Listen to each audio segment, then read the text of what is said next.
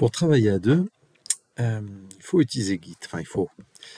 C'est peut-être mieux. Cependant, Git, c'est pas si facile que ça. Alors, je vous ai préparé des petites choses pour voir un petit peu comment on va pouvoir faire ensemble en prologue.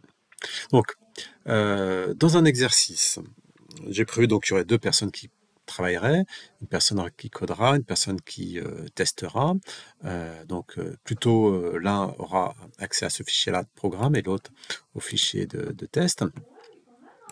Et donc j'ai ajouté de l'aide pour ajouter des commandes qui seront accessibles dans la version debug de l'exercice, qui vous permettront peut-être, j'espère, d'utiliser Git et de travailler à deux sans trop se mélanger les pinceaux.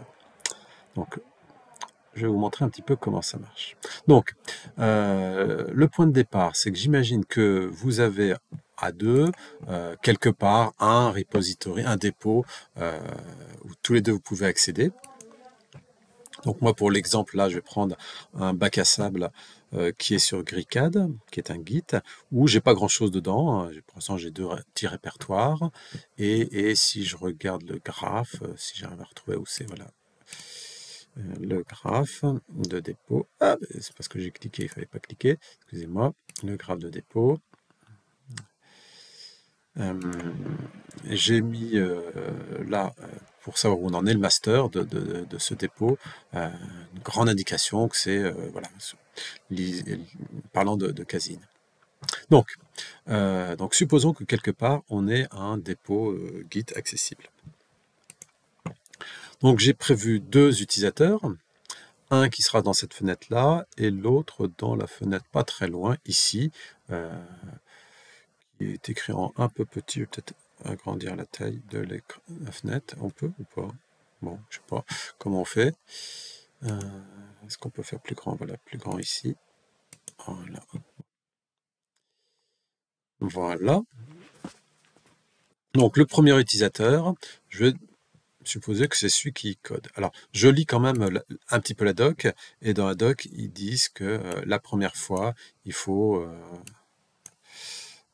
changer des petites choses dans ce fichier-là pour justement dire je suis un tel ou je suis un tel autre. Alors, entre autres, ce qu'il faut changer, je vous laisserai lire la doc un peu plus.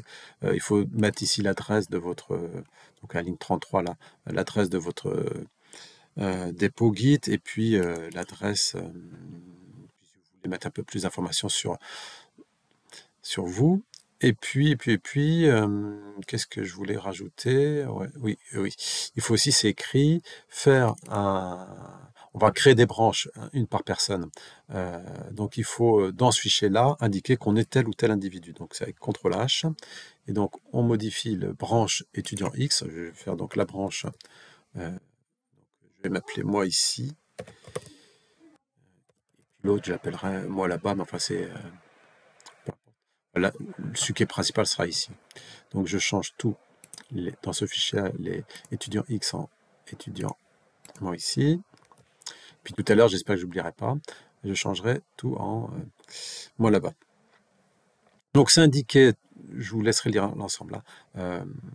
La première fois, il faut donc indiquer le dépôt, remplacer les mois XX en mois ici, et puis lancer le mode debug, et puis c'est-à-dire la petite icône insect, et faire l'initialisation. Donc je vais lancer le mode debug. Alors il me demande de me connecter à un dépôt, donc c'est bien le même dépôt qui est dans le fichier, enfin celui que vous avez indiqué. Ça c'est un peu fastidieux de toute façon, mais j'ai pas complètement trouvé, enfin j'ai pas cherché non plus. À sauvegarder les mots de passe et autres, parce que c'est peut-être pas une bonne idée de les sauvegarder sur Moodle, c'est pour ça que j'ai pas trop cherché. Donc ça met en place un certain nombre de choses, dont l'initialisation qu'on peut appeler, et qui va modifier un petit peu le répertoire à distance pour créer l'exercice en question. C'est prévu dans le fichier, je vous montre pas tout, et sauvegarder donc je vais regarder le graphe si ça a été changé. Donc je mets à jour. Donc voilà, l'utilisation. Donc le master a un peu avancé. Et puis on a moi ici qui a été créé pour faire un début d'Exo 1. Donc, je suppose que pendant ce temps-là, le deuxième étudiant ne travaille pas encore, mais il aurait pu commencer à travailler aussi en même temps, c'est pas très important ça. C'est assez indépendant, il faut que ce soit assez indépendant l'un et l'autre. Donc, je, donc là, j'ai fait l'initialisation du truc. Après, ben, je dois travailler. Alors, travailler, ben, moi, je vais pas travailler beaucoup, je vais juste dire que je suis moi ici. Et puis, je vais mettre quelques infos ici, information, voilà, pour dire que j'ai travaillé. Donc, quand je commence à travailler, que je suis, donc il y a des sauvegardes sur Moodle, toujours, ça, il n'y a pas de souci. Je peux tester, je peux tout faire comme normalement, exécuter, tester. Et ça sera avec les tests qui sont fournis au départ. Bon, quand je suppose que ma version de code commence à être intéressante, je vais la mettre pour bénéficier un petit peu de Git sur ma branche, hein. Il y a une branche là qui a été créée qui s'appelle la branche moi ici. Donc ça c'est juste pour montrer un petit peu comment ça avance. Donc pareil, je relance le mode debug, je mets le mot de passe. Donc à chaque fois, c'est ça le problème avec Moodle, c'est que c'est pas prévu quand même pour travailler avec Git.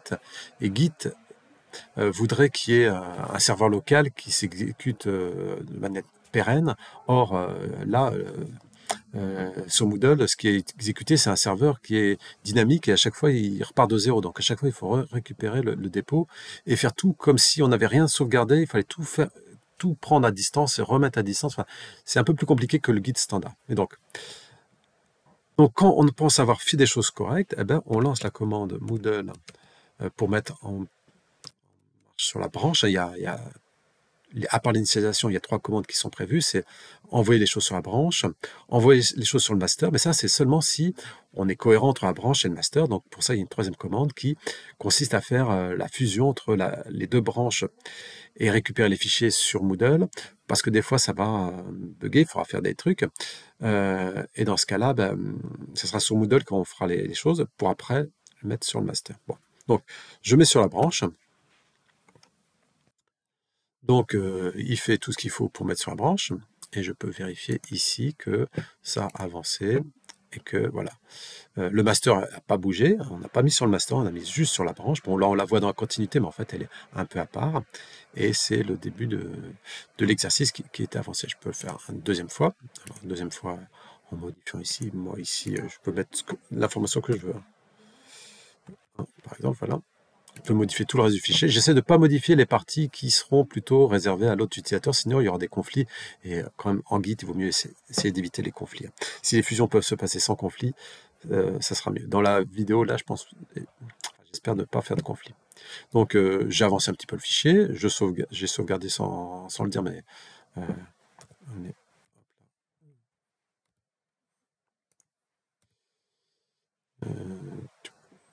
V1, je vais mettre à la place. Donc, avec ici, on voit donc la petite disquette, hein, CTRL-S. Et puis, pour mettre, donc, du coup, c'est un peu plus compliqué. Git, de toute façon, c'est tout de suite plus compliqué, mais là, ça va être encore plus compliqué, habituellement, parce qu'il y a la version Moodle, il y aura la version Git sur la branche, il y aura la version Git de l'autre utilisateur, et la version Git master qui sera pour le partage entre les 2 utilisateurs. Donc, ne trompons pas de login, parce que, voilà, je parle, mais en même temps, je fais des choses. Donc, je récupère la version donc, à distance, et je fais une 2e version courante sur la branche. Je vérifie que ça c'est arrivé. Enfin, en principe, on ne vérifie pas, hein, au fur et à mesure que ça va arriver. Alors, les messages sont mis automatiquement. Il y aura de quoi faire des petites choses pour mettre les messages à chaque fois différents. Vous pourrez le faire un petit peu si vous voulez, en changeant votre fichier là qui définit ce que c'est que l'initialisation, que c'est la mise en place sur la branche, et ainsi de suite, et ainsi de suite. Ouais, par exemple, on voit le message ici, on pourrait le demander en interactif et puis mettre le message qu'on veut, quoi. Mais c'est grosso modo un git commit et puis un git push qui est fait sur la branche moi ici. Bon, supposons que pendant ce temps-là, je vais un petit peu intercaler quand même le travail de ce côté-ci et le travail de l'autre utilisateur. Donc, je vais me placer sur l'autre utilisateur. Donc, lui aussi, il doit, au départ, changer, donc indiquer le répertoire Git local, ça c'est comme tout le monde, et puis il doit aussi éventuellement mettre ses noms, je ne sais plus où là, voilà, c'est pardon, le répertoire Git, et puis changer sa branche pour mettre que c'est sa branche à lui. Donc CTRL H, et donc j'ai dit que je m'appellerais branche moi là-bas, bon, c'est des noms. Vous prenez les noms que vous voulez. Bon, là, sur ce navigateur-là, le Replace All, l'étiquette du Replace All n'est pas terrible. On n'en parlera pas. Donc, je sauvegarde, et puis je vais faire comme j'ai fait tout à l'heure. C'est un autre utilisateur, a priori. Une fois, au début de l'exercice, juste au début de l'exercice, pas à chaque fois. Par contre, à chaque exercice, il faudra peut-être le refaire. C'est à voir. Bon. Mais pour l'instant, c'est plutôt comme ça que c'est prévu.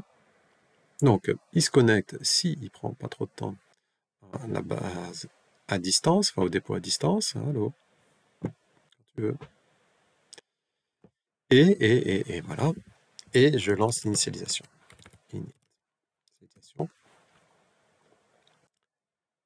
Et du coup, il a fait plein de choses, je ne regarderai pas tout, mais si on regarde donc le graphe de ce qui s'est passé, alors, mise à jour de ce graphe, alors lui, il est parti du départ, il n'a pas travaillé sur la branche moi ici, il est parti à partir du master, de l'exercice, et puis il a placé pour l'instant sa branche ici, à partir du master. Ce qui fait que si lui travaille aussi un petit peu, il travaille, comment il va travailler? A priori, lui, il serait plutôt l'évaluation, donc mettre son nom ici, travailler ici, et puis travailler dans l'autre fichier. Dans l'autre fichier, ça devrait être le seul à travailler, donc il ne devra jamais de conflit. Dans le fichier là, celui qui programme devrait faire que la partie programmation, donc il ne devrait pas y avoir de conflit ici. Il n'y a que là-haut qu'il faut éviter que les étudiants écrivent au même endroit, sinon conflit, et vous gérez votre conflit. Donc moi là-bas. Info.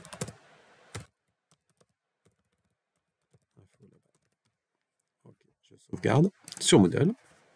Et je vais essayer aussi de pousser sur Git, sur ma branche, enfin sur la branche de moi là-bas. Alors.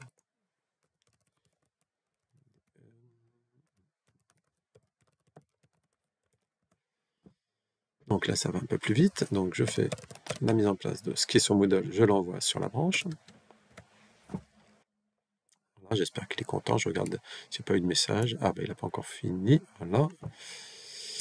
Il envoie, et il n'y a pas eu de message. Il dit comment faire éventuellement plus tard des merges, mais c'est pas la question. Donc je regarde si ça a avancé effectivement de ce côté-ci. Voilà, maintenant il y a une branche, plus clairement le moi ici, une branche moi là-bas, qui tous les deux pointent comme ancêtre le master, et je vais supposer que l'un des deux, alors ça pourrait être l'un ou l'autre, n'importe lequel, pense que maintenant il peut partager son travail, donc il va, alors il peut changer les choses, hein, mais a priori c'est après avoir mis sur sa branche qu'il va partager son travail. Donc pareil, en mode debug. Pourquoi le mode debug, hein, il n'y a pas beaucoup d'ouverture dans Moodle, mais donc il y a le test, il y a l'évaluation, voilà, et puis l'exécution, et le mode debug. Donc le mode debug, comme il ne sert pas souvent, c'est celui que j'utilise pour surcharger mes fonctions-là. Donc, a priori, ce que je voudrais faire, c'est Moodle vers master, mais avant, il faut faire un merge pour vérifier que enfin, pas écraser ce qui a été fait sur la branche principale. Ça se fait normalement quand il y a pérennité du dépôt local, mais là, il n'y a pas de dépôt local en Git. Donc, il faut d'abord que je récupère vraiment les choses à distance, que je fasse le merge, et que, enfin, ça va être fait un peu automatiquement, mais que je mette tout un petit peu sur le dépôt local qui est temporaire au serveur d'exécution qui est là. Donc, ce qui est suggéré, si j'essaye de le faire, hein, Moodle to master, il va me demander est-ce que tu as fait un merge? Je vais répondre non. Il va me dire bah, fais-le. Enfin, il ne fait rien. Donc, pour faire le merge avant, il va me demander est-ce que tu as récupéré, est-ce que tu as bien mis ta branche à jour? Parce que sinon, en fait, comme il va récupérer les fichiers à distance, il va prendre les fichiers locaux. Il ne peut pas faire le merge avec les fichiers locaux. Donc, il faut d'abord récupérer les fichiers à distance. Donc là, après, je ne les ai pas changés depuis la dernière fois, donc ils sont bien ceux qui sont à distance. Mais en principe, j'aurais dû faire un Moodle to branch pour avoir... bon. Donc, je fais le merge. Donc, le merge, et là, je croise les doigts parce que faire des merges sur Git, c'est toujours un moment d'interrogation. Est-ce qu'il va y avoir des conflits ou pas? Donc là, il n'y a pas de conflit. Et ce qui s'est passé, c'est juste merge à distance. Enfin, les deux fiches à distance sont compatibles et ils ont été mis sur Moodle. C'est le nom de la commande, merge to Moodle. Donc maintenant, ils sont sur Moodle et je vais de Moodle les placer, Moodle, sur le master. Bon, les deux commandes auraient pu être mises ensemble. Je les ai séparées parce que des fois, il va y avoir des conflits. Il faudra gérer les conflits. La gestion des conflits, elle se passera là, plutôt dans l'interface ici, où on verra, ça a été fait par l'un, l'autre fait par l'autre, donc il faut fusionner les choses. Donc, ce sera fait au niveau de Moodle. Donc, une fois que ce sera géré au niveau de Moodle, on peut revenir sur l'interface de debug et puis des fichiers Moodle, les envoyer sur le master. Donc, je les envoie sur le master. Donc là, je réponds oui, j'ai fait les merges, donc il n'y avait pas.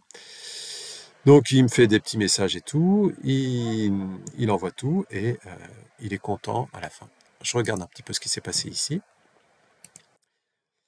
Donc c'est moi ici qui a fait avancer le master en fonction de ce qu'il avait avancé lui-même, les versions intermédiaires en fait.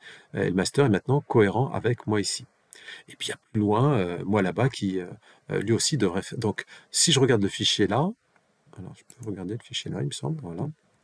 Donc j'ai ce qui a été rajouté, c'est le travail de moi ici dans le fichier. Voilà. Puis il n'y a rien sur les autres fichiers. Non, on ne voit même pas l'autre fichier. Bon, ok. Maintenant, je me place sur. Donc c'est presque fini. Enfin, lui, moi ici, quelque part, il a fini de travailler. Donc je ça sert à rien. Moi là-bas, lui a travaillé, a mis sur sa branche. Il faudrait que lui aussi dépose des choses sur le master. Donc il va se mettre à nouveau en mode debug. Je vais le laisser en fait tel qu'il était tout à l'heure. Pardon, je me suis trompé, c'est pas le mode debug que j'ai utilisé, c'est autre chose, le mode d'exécution. Donc, il se connecte sur le serveur, quelque part. Il ne sait pas vraiment se connecter, il fait un clone de ce qui est sur le serveur pour le mettre ici. Lui, il a aussi fait un Moodle to branch pour que ça soit sur le serveur. Et il faut qu'il fasse un merge to Moodle pour que la branche... Alors, du coup, tout à l'heure, ça s'est bien passé, le merge, parce qu'en fait, il ne s'était rien passé entre le master et moi ici. Mais cette fois, le master, il a un peu avancé. Donc, il faut vraiment faire une fusion entre eux, et moi là-bas, et le master qui prend en compte maintenant moi ici. Donc, on va voir si ça marche bien. Est-ce qu'on a fait le Moodle to branch? Donc, oui. Donc, il dit, pour l'instant, pas grand-chose. Auto-merge, et pas d'erreur. Donc, pas de conflit, tout va bien. Donc, comme tout s'est bien passé, donc les fichiers sont seulement sur Moodle. Donc, je vais maintenant pouvoir les mettre de Moodle vers master. Et vérifier. Donc, j'ai fait le merge, oui. Bon, les petits messages oui, non, on peut les enlever hein, si vous êtes sûr de ce que vous faites, mais voilà. Dans le bon ordre, mais pour l'instant, j'ai préféré les envoyer. Donc, et si je ferme, qu'est-ce que je vois donc, en même temps qu'on fait l'envoi sur le Git et qu'on récupère la fusion, il va changer nos fichiers sur Moodle. Hein, il le dit un peu quelque part. Donc là, on va récupérer qu'en fait, moi là-bas, l'utilisateur ici, a récupéré le travail de moi ici. Et si on regarde le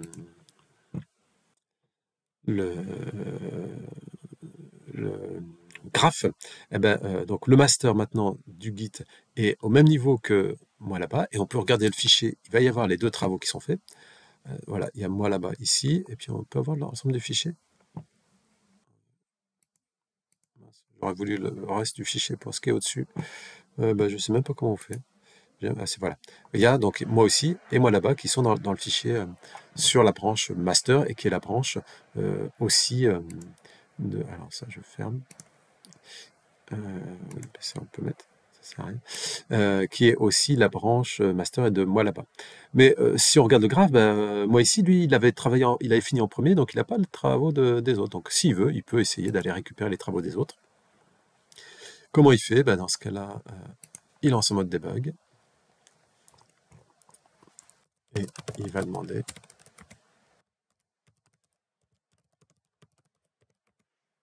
s'il veut. Alors, il faut attendre un petit peu que ça réponde. Mais il va demander de récupérer son travail, enfin de merger le travail du main, du master avec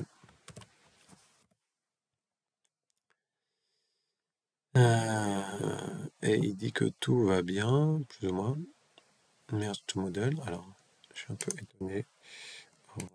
Voilà, bah si, bah ça s'est bien passé. Bah. Et donc maintenant, donc les deux étudiants ont le travail des deux. Il n'y a pas eu de conflit. Et le graphe, alors le graphe final. Moi ici a pas avancé. Ah oui, moi ici a pas avancé parce que j'ai pas fait, j'ai pas mis. Bon, il a les mêmes fichiers. Je l'ai pas avancé. J'aurais dû faire aussi un. Donc il va pas avoir les mêmes fichiers. Enfin, sur le Git, il n'a pas avancé. Il faudrait aussi faire après moi ici le pousser sur le et sur sa branche. Pour l'instant, il est que sur Moodle et éventuellement le coordonner avec le master. Mais bref, voilà, les deux étudiants ont pu travailler ensemble, chacun de leur côté, et sans conflit, parce qu'ils ont travaillé sur des zones différentes du fichier, et tout ça grâce à Moodle, Moodle Git, VPL, et ainsi de suite, et ainsi de suite. Fin de la vidéo. Si vous avez des questions, n'hésitez pas.